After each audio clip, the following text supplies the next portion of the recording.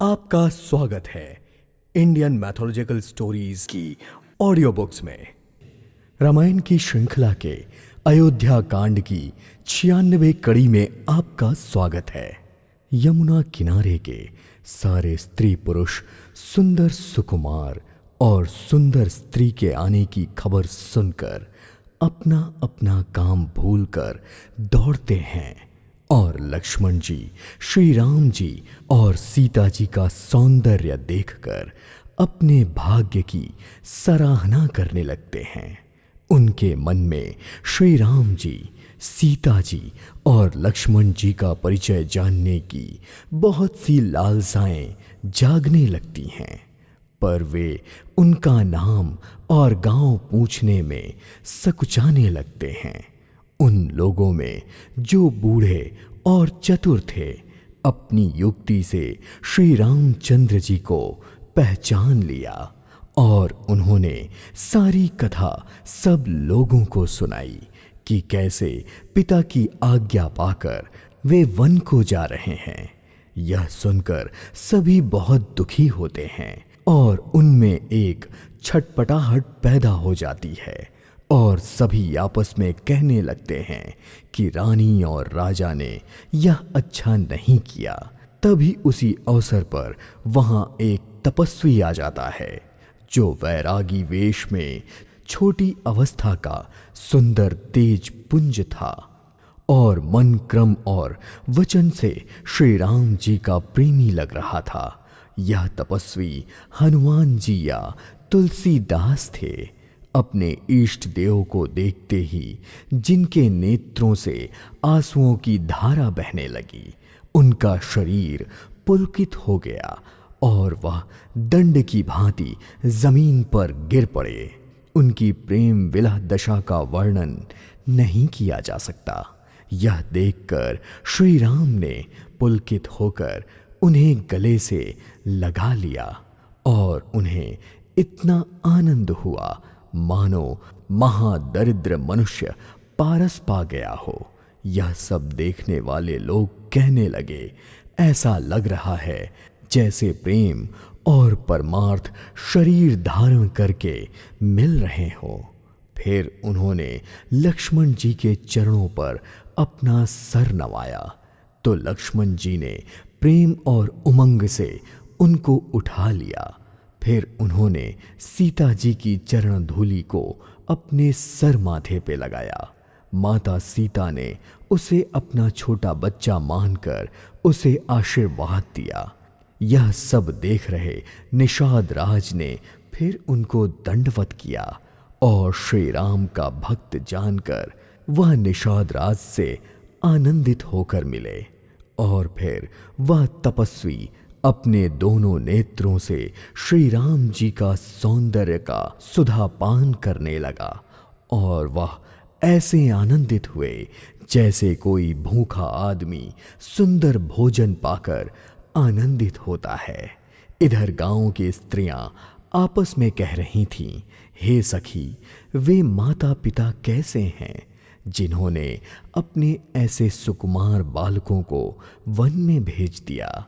श्री राम जी, लक्ष्मण जी और सीता जी के रूप को देखकर सब स्त्री पुरुष व्याकुल हो रहे थे।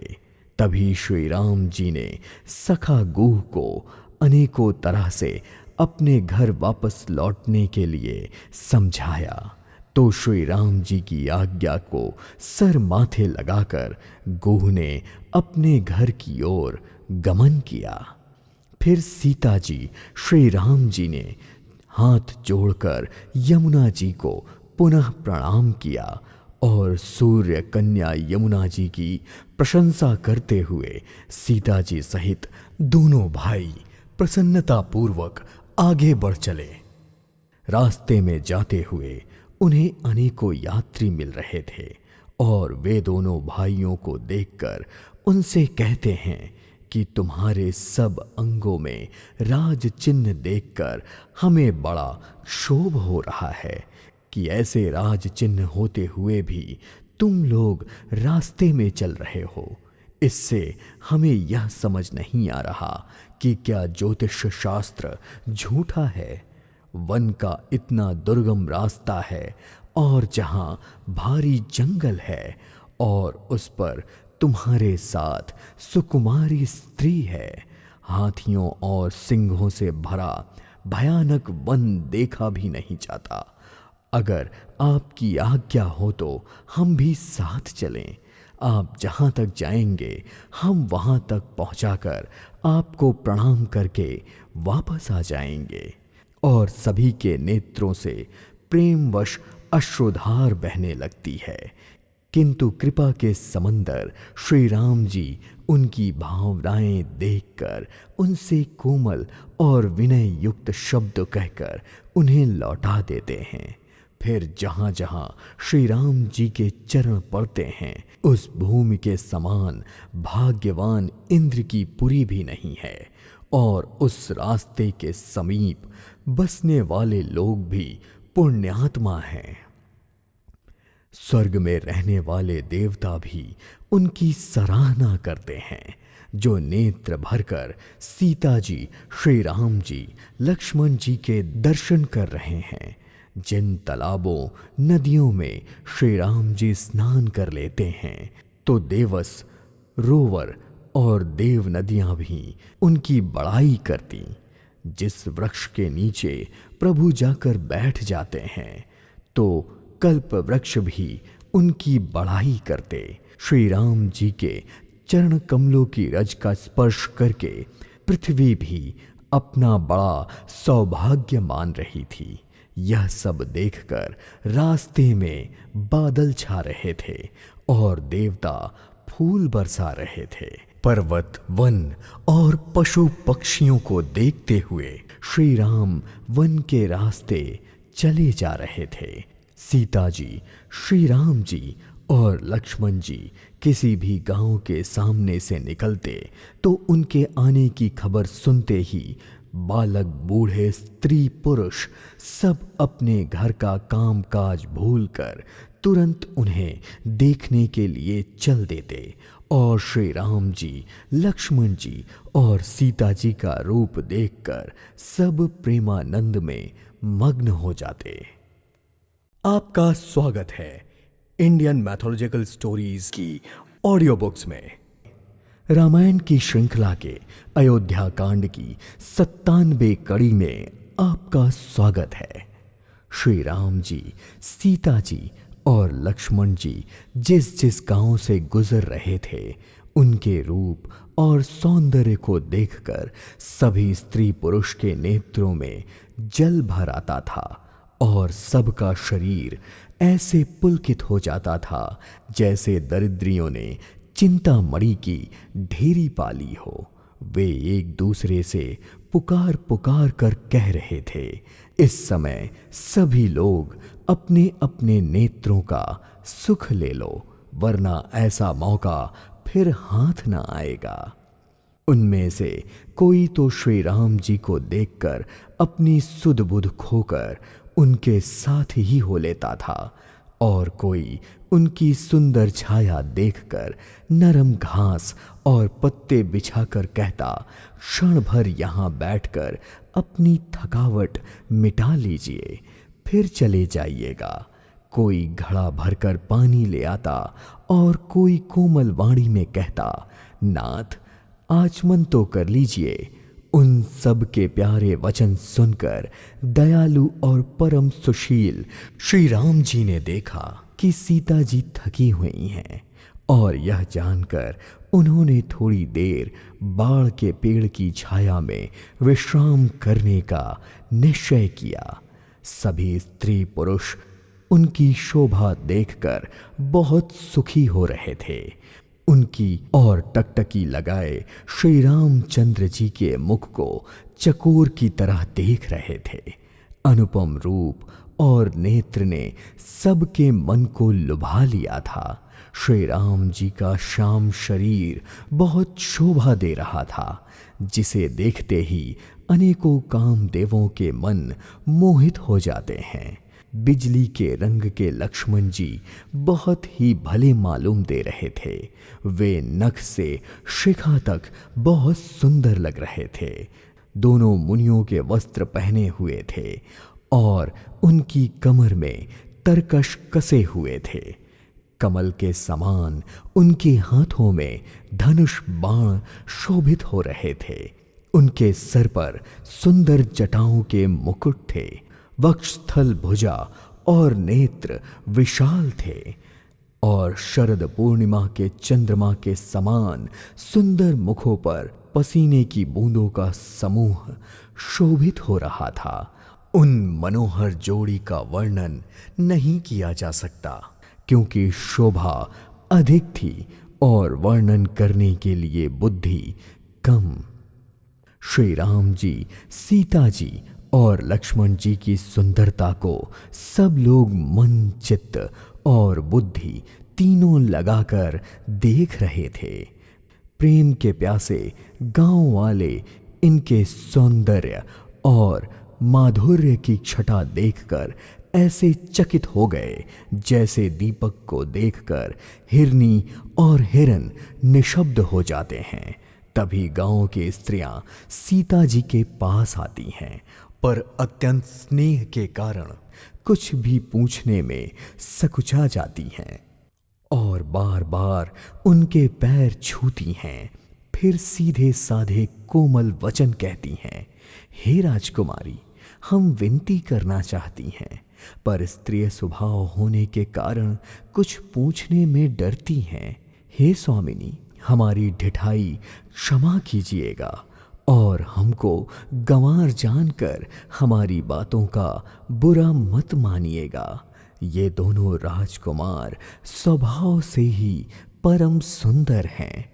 लगता है जैसे स्वर्ण ने कांति इन्हीं से पाई हो। दोनों ही श्याम और गौर वर्ण के हैं और इनकी अवस्था भी किशोर है। दोनों ही परम सुंदर और शोभा के धाम हैं। शरद पूर्णिमा के समान दोनों के मुख और शरद ऋतु के कमल के समान इनके नेत्र हैं। हे सुमुखी, बताओ तो, अपनी सुंदरता से अनेकों कामों देवों को लजाने वाले ये सुकुमार तुम्हारे कौन हैं? स्त्रियों के ऐसी सुंदर प्रेममयी वाणी सुनकर सीता जी सकुचा गईं और मन ही मन मुस्कुराईं। गौर वर्ण की सीता जी उनको देखकर सकुचवश पृथ्वी की ओर देखने लगती हैं। वे दोनों ओर से सकुचा रही थीं। एक तो ना बताने में गांव की स्त्रियों को दुख होने का संकोच था और दूसरा बताने में लाज आने का संकोच। पर हिरन के बच्चों के सदृश नेत्र वाली और कोकिल सी वाणी वाली सीता जी सकुचा कर प्रेम सहित मधुर वाणी में बोली, ये जो सहज स्वभाव के सुंदर और गोरे रंग के हैं, उनका नाम लक्ष्मण है। ये मेरे छोटे देवर हैं। और फिर सीता जी ने लज्जावश अपने चंद्रमुख को आंचल से ढककर और प्रियतम श्री राम जी की ओर निहार कर और अपनी भौहें टेढ़ी करके खजन पक्षी से सुंदर अपने नेत्रों को तिरछा करके श्री राम जी की ओर इशारा करते हुए उनसे कहा, वह मेरे पति हैं। यह जानकर गांव की सब युवती स्त्रियां इस प्रकार आनंदित हुईं जैसे कंगाल ने धन लूट लिया हो। वे अत्यंत प्रेम से सीता जी के पैरों पर पड़कर बहुत प्रकार से आशीष देने लगीं और कामना करने लगीं कि जब तक शेष जी के सर पर पृथ्वी रहे तब तक तुम सदा सुहागिन बनी रहो और पृथ्वी के समान हमेशा अपनी पति की प्यारी बनी रहो। हे देवी, हम पर सदा अपनी कृपा बनाए रखना। हम हाथ जोड़कर विनती करती हैं कि आप फिर इसी रास्ते से लौटें और हमें अपनी दासी जानकर दर्शन दें। आपका स्वागत है इंडियन मैथोलॉजिकल स्टोरीज की ऑडियो बुक्स में। रामायण की श्रृंखला के अयोध्या कांड की 98 कड़ी में आपका स्वागत है। सारी स्त्रियों की बात सुन रही सीता जी ने जब उन सबको प्रेम की प्यासी देखा तो मधुर वचन में कहकर उन्हें भली भांति ऐसे संतोष दिलाया मानो चांदनी ने कुमुदनियों को खिलाकर पुष्ट कर दिया हो। उसी समय श्री राम जी का रुख जानकर लक्ष्मण जी ने कोमल वाणी से वन जाने का रास्ता पूछा। यह सुनते ही सारे स्त्री पुरुष दुखी हो गए और उनके नेत्रों से अश्रुधारा बहने लगी। उनके हृदय का सारा आनंद मिट गया और मन ऐसा उदास हो गया जैसे विधाता ने दी हुई संपत्ति छीन ली हो। पर कर्म की गति समझकर उन्होंने धैर्य धारण किया और अच्छी तरह से निर्णय लेकर उन्होंने लक्ष्मण जी को सुगम मार्ग बता दिया। तब लक्ष्मण जी और जानकी जी सहित रघुनाथ जी ने वन की ओर जाने के लिए गमन किया और सब लोगों को प्रिय वचन कहकर वापस लौटा दिया। लेकिन उनके प्रेम से भरे मनों को अपने साथ ही लगा लिया। लौटते समय सभी स्त्री पुरुष बहुत ही पछता रहे थे और मन ही मन देवों को दोष दे रहे थे और आपस में बड़े ही विषाद से कह रहे थे कि विधाता के सारे काम बहुत ही उल्टे हैं। वह बिल्कुल निर्दयी और निडर हो गए हैं। उसने चंद्रमा को घटने बढ़ने वाले रोगी और कलंकी बनाया, कल्प वृक्ष को पेड़, समुद्र को खारा बनाया। उसी ने इन राजकुमारों को वन भेजा है। जब विधाता ने इनको वनवास दिया है तो उसने भोग विलास के पदार्थ व्यर्थ ही बनाए। जब ये बिना जूते के नंगे पैर रास्ते पे चल रहे हैं तो विधाता ने अनेकों वाहन व्यर्थ ही रचे। जब ये कुश और पत्ते बिछाकर जमीन पर ही पड़े रहते हैं तो विधाता ने पलंग और बिछौने किस लिए बनाए। विधाता ने जब इनको बड़े बड़े पेड़ों के नीचे निवास दिया है तो उज्जवल महल बनाकर व्यर्थ ही परिश्रम किया। ये अत्यंत सुकुमार होकर मुनियों के वस्त्र पहनते हैं और जटा धारण करते हैं तो विधाता ने भांति भांति के गहने व्यर्थ ही बनाए। ये कंद मूल और फल खाते हैं तो जगत में अमृत तुल्य भोजन व्यर्थ है। ये स्वभाव से ही सुंदर हैं।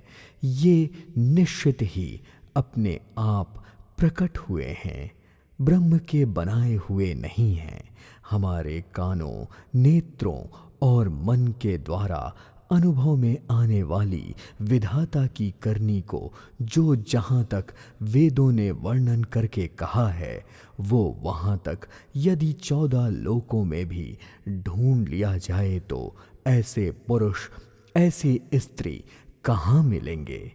इससे सिद्ध होता है कि ये विधाता के 14 लोक से अलग हैं और अपनी महिमा से स्वयं ही निर्मित हुए हैं। इन्हें देखकर तो विधाता का मन भी मुग्ध हो जाता होगा। तब वह भी इन्हीं की उपमा के योग्य दूसरे स्त्री पुरुष बनाने लगे होंगे और उसने बहुत परिश्रम भी किया होगा, परंतु कोई भी उसकी अटकलों में पूरा नहीं उतरा होगा। इसी ईर्ष्या में उन्होंने इनको जंगल में लाकर छुपा दिया है। तभी उनमें से कोई कहता, हम बहुत नहीं जानते, पर हाँ, अपने को परम धन्य अवश्य मानते हैं जो हमें इनके दर्शनों का सौभाग्य प्राप्त हुआ है। और हमारी समझ में वे लोग बहुत ही पुण्यवान हैं जिन्होंने इनको देखा है, देख रहे हैं और देखेंगे। इस प्रकार कह कहकर सब अपने नेत्रों में आंसू भर लेते हैं और कहते हैं, ये अत्यंत सुकुमार शरीर वाले कठिन मार्ग में कैसे चलेंगे। सारी स्त्रियां स्नेहवश ऐसे विकल हो जाती हैं जैसे संध्या के समय चकवी भारी वियोग की पीड़ा से दुखी हो जाती है और उनके चरण कमलों को कोमल और मार्ग को कठिन जानकर वे व्यथित हृदय से उत्तम वाणी में कहती हैं, इनके कोमल और लाल लाल चरणों को छूते ही पृथ्वी वैसे ही सकुचा जाती होगी जैसे हमारे हृदय सकुचा रहे हैं। जगदीश्वर ने यदि इन्हें वनवास दिया ही है तो सारे रास्ते को पुष्पमय क्यों नहीं बना दिया। यदि ब्रह्मा से मांगने पर मिले तो हम इन्हें अपनी आंखों में ही रख लें। जो स्त्री पुरुष इस अवसर पर नहीं आ पाए और सीता राम को नहीं देख सके, उनके सौंदर्य के बारे में सुनकर वे व्याकुल होकर पूछते हैं कि भाई अब तक वे कहाँ तक गए होंगे। और जो समर्थ होते हैं वे दौड़कर उनके पास जाकर दर्शन कर लेते हैं और जन्म जन्मांतर का परम फल पाकर अति आनंदित होकर लौटते हैं। गर्भवती अबला स्त्रियां, बच्चे और बूढ़े दर्शन ना पाने के कारण पछताने लगते हैं। इस प्रकार जहाँ जहाँ राम जी जाते हैं वहाँ वहाँ लोग प्रेम के वश में हो जाते हैं। सूर्य कुल रूपी कुमुदुनी को प्रफुल्लित करने वाले चंद्रमा रूपी श्री रामचंद्र जी के दर्शन कर गांव-गांव में ऐसा ही आनंद हो रहा था। जो लोग श्री राम को वनवास दिए जाने का समाचार सुनते वे राजा रानी को दोष लगाते। कोई कहता, राजा बहुत अच्छे हैं जिन्होंने हमारे नेत्रों को उनके दर्शनों का लाभ दिया। आपका स्वागत है इंडियन मैथोलॉजिकल स्टोरीज की ऑडियो बुक्स में। रामायण की श्रृंखला के अयोध्या कांड की 99वें कड़ी में आपका स्वागत है। सभी स्त्री पुरुष आपस में सीधी और स्नेह भरी बातें कर रहे थे। वे आपस में कह रहे थे, वे माता पिता धन्य हैं जिन्होंने इन्हें जन्म दिया। वह नगर धन्य है जहाँ से यह आए हैं। वह देश पर्वत वन और गांव सब धन्य है। वह स्थान धन्य है जहाँ जहाँ ये जाते हैं। ब्रह्मा ने उसी को रचकर सुख पाया है जिससे श्री रामचंद्र जी को सब प्रकार से स्नेह है। और इस प्रकार धीरे धीरे श्री रामचंद्र जी, लक्ष्मण जी और सीता जी की सुंदर कथा सारे जंगल में छा गई। रघुकुल रूपी कमल को खिलने वाले श्री राम जी मार्ग के लोगों को सुख देते हुए सीता जी और लक्ष्मण जी सहित वन को देखते हुए चले जा रहे थे। आगे आगे श्री राम जी और पीछे लक्ष्मण जी सुशोभित हैं। तपस्वियों का वेश बनाए दोनों भाई बहुत शोभा पा रहे थे।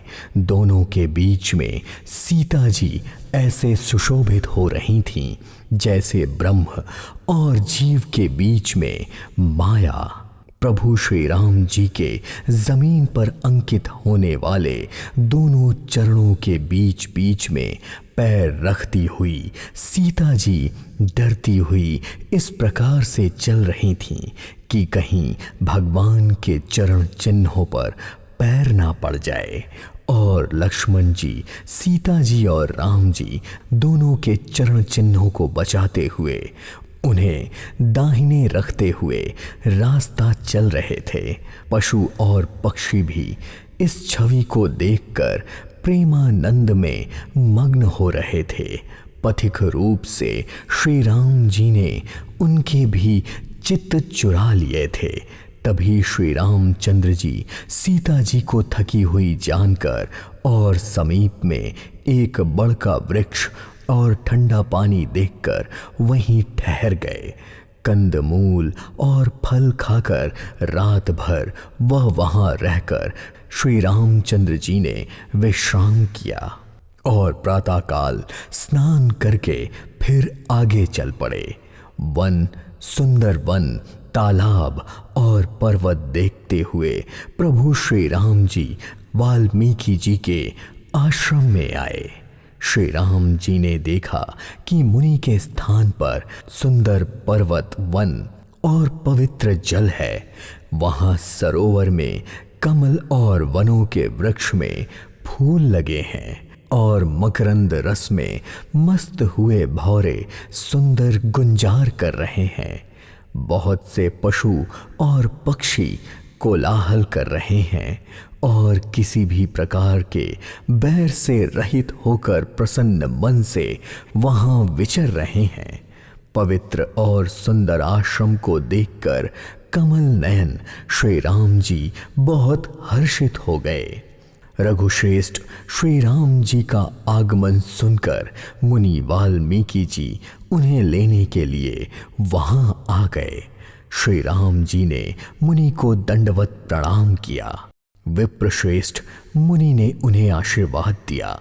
श्री राम जी की छवि देखकर मुनि के नेत्र शीतल हो गए। फिर मुनि उन्हें लेकर आश्रम में आए। मुनिश्रेष्ठ वाल्मीकि ने प्राण प्रिय अतिथियों को पाकर उनके लिए कंदमूल और फल मंगवाए। श्री सीता जी, लक्ष्मण जी और श्री राम जी ने फलों को खाया। फिर मुनि ने उन्हें विश्राम के लिए सुंदर स्थान बता दिया और मुनि श्री राम जी के पास बैठ गए और उनकी मंगल मूर्ति को नेत्रों से देखकर वाल्मीकि जी को बहुत आनंद हो रहा था। तब श्री रामचंद्र जी ने अपने कमल सदृश हाथों को जोड़कर कानों को सुख देने वाले मधुर वचन कहे। हे मुनिराज, आप त्रिकालदर्शी हैं। संपूर्ण विश्व आपके लिए हथेली पर रखे बेर के समान है। प्रभु श्री राम ने ऐसा कहकर फिर जिस प्रकार से रानी कैकेयी ने उन्हें वनवास दिया था वह सारी कथा सुनाई और कहा, हे प्रभु, पिता की आज्ञा का पालन, माता का हित और भरत जैसे स्नेही और धर्मात्मा भाई का राजा होना और फिर मुझे आपके दर्शन होना, यह सब मेरे पुण्यों का प्रभाव है। हे मुनिराज, आपके चरणों के दर्शन करने से आज हमारे सब पुण्य सफल हो गए। हमें सारे पुण्य का फल मिल गया। अब आपकी जैसी आज्ञा हो हम वही करें, जिससे आपको कोई भी उद्वेग प्राप्त ना हो, क्योंकि जिनसे मुनि और तपस्वी दुख पाते हैं वे राजा बिना अग्नि के ही अपने दुष्ट कर्मों से जलकर भस्म हो जाते हैं। ब्राह्मणों का संतोष ही सब मंगलों की जड़ होता है और ब्राह्मणों का क्रोध करोड़ों कुल को नष्ट करने वाला होता है। ऐसा हृदय में समझकर अब आप मुझे वह स्थान बताइए जहां मैं लक्ष्मण और सीता सहित जाऊं और वहां पत्तों और घास की कुटी बनाकर कुछ समय निवास कर सकूं। श्री राम जी की सहज और सरल वाणी सुनकर ज्ञानी मुनि वाल्मीकि बोले, हे रघुकुल ध्वज स्वरूप, आप ऐसा क्यों नहीं कहेंगे? आप सदा वेद की मर्यादा का पालन करते हैं। हे राम, आप वेद की मर्यादा के रक्षक जगदीश्वर हैं और जानकी जी आपकी माया हैं, जो कृपा के भंडार आपका रुख पाकर जगत का सृजन पालन और संहार करती हैं। आपका स्वागत है इंडियन मैथोलॉजिकल स्टोरीज की ऑडियो बुक्स में। रामायण की श्रृंखला के अयोध्या कांड की 100वीं कड़ी में आपका स्वागत है। कुटिया में आए श्री राम और जानकी जी को पहचान चुके वाल्मीकि जी कहते हैं, जो 1000 सर्प वाले सर्पों के स्वामी और पृथ्वी को सर पर धारण करने वाले हैं, वही चराचर के स्वामी लक्ष्मण जी आपके छोटे भाई हैं। देवताओं के कार्य के लिए आप राजा का शरीर धारण करके दुष्ट राक्षसों की सेना का नाश करने के लिए निकले हैं। हे राम, आपका स्वरूप वाणी के अगोचर, बुद्धि से परे, अव्यक्त, अकथनीय और अपार है। वेद उनका नेति नेति कह के वर्णन करते हैं। हे राम, जगत हृदय है और आप उसको देखने वाले हैं। आप ब्रह्मा, विष्णु और शंकर जी को भी नचाने वाले हैं। वे सब भी जब आपके मर्म को नहीं जानते तो आपको कौन जानने वाला हो सकता है। केवल वही आपको जानता है जिसे आप जानने देते हो, और आपको जानते ही वह आपका ही स्वरूप बन जाता है। हे रघुनंदन, हे भक्तों के हृदय को शीतल करने वाले चंदन, आपकी ही कृपा से भक्त आपको जान पाते हैं। आपकी देह सब विकारों से रहित है। इस रहस्य को केवल अधिकारी पुरुष ही जानते हैं। आपने देवताओं और संतों के कार्य के लिए दिव्य नर शरीर धारण किया है और प्रकृति तत्वों से निर्मित देह वाले साधारण राजाओं की तरह कार्य करते और कहते हैं। हे राम, आपके चरित्रों को देखकर और सुनकर मूर्ख लोग तो मोह को प्राप्त होते हैं, पर ज्ञानी जन सुखी हो जाते हैं। आप तो जो कुछ कहते हैं और करते हैं वह सब सत्य ही है, क्योंकि जैसा स्वांग होता है वैसा नाचना भी तो चाहिए। इस समय आप मनुष्य रूप में हैं, तो आपका मनुष्य रूप में व्यवहार करना उचित ही है। आपने मुझसे पूछा कि मैं कहाँ रहूं, परंतु आपसे ढिठाई के साथ मैं पूछता हूँ कि जहाँ आप ना हो वह स्थान बता दीजिए, तब मैं आपके रहने के लिए स्थान दिखाऊं। मुनि के प्रेम से भरे हुए वचन सुनकर श्री राम जी रहस्य खुल जाने के डर से सकुचाकर मन में मुस्कुराए, तो वाल्मीकि जी हंसकर असमंजस में डूबी हुई मीठी वाणी से बोले, हे राम जी सुनिए, मैं आपको स्वयं बताता हूँ जहाँ आप सीता जी, लक्ष्मण जी समेत निवास करिए। जिनके कान आपकी सुंदर कथा निरंतर सुनते रहते हैं, परंतु फिर भी वह कभी पूरे तृप्त नहीं हो पाते, उनके हृदय आपके लिए सुंदर घर हैं, और जिन्होंने अपने नेत्रों को चाटक बना रखा है, जो आपके दर्शन के लिए सदा लालाहित रहते हैं, तथा जो भारी भारी नदियों, समुद्रों और झीलों का निरादर करते हैं, पर आपके सौंदर्य रूपी मेघ की एक बूंद से सुखी हो जाते हैं। हे रघुनाथ जी, उन लोगों के हृदय रूपी सुखदायी भावनाओं में आप भाई लक्ष्मण जी और सीता जी सहित निवास कीजिए। आपके यश रूपी निर्मल मान सरोवर में जिनकी भक्ति हंसिनी बनी हुई आपके गुण समूह रूपी मोतियों को चुगती रहती है, हे राम जी, आप उस हृदय में बसिए जिसकी नासिका आपके पवित्र और सुगंधित पुष्पादि सुंदर प्रसाद को नित्य आदर के साथ ग्रहण करती है, और जो आपको अर्पण करके भोजन करते हैं और आपके प्रसाद रूप में ही वस्त्राभूषण धारण करते हैं, जिनके मस्तक देवता, गुरु और ब्राह्मणों को देखकर बड़ी नम्रता के साथ प्रेम सहित झुक जाते हैं, जिनके हाथ नित्य श्री रामचंद्र जी के चरणों की पूजा करते हैं और जिनके हृदय में केवल आपका ही भरोसा है, दूसरे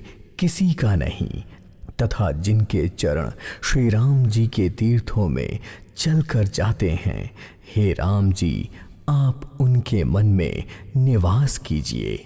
जो नित्य आपके राम नाम रूपी मंत्र का जाप करते हैं और परिवार सहित आपकी पूजा करते हैं, जो अनेकों प्रकार से तर्पण और हवन करते हैं तथा ब्राह्मणों को भोजन करा के बहुत दान देते हैं, जो गुरु को अपने हृदय में आपसे भी अधिक जानकर सम्मान के साथ उनकी सेवा करते हैं और वे सब कर्म करके सबका एकमात्र यही फल मांगते हैं कि रामचंद्र जी के चरणों में हमारी प्रीति हो।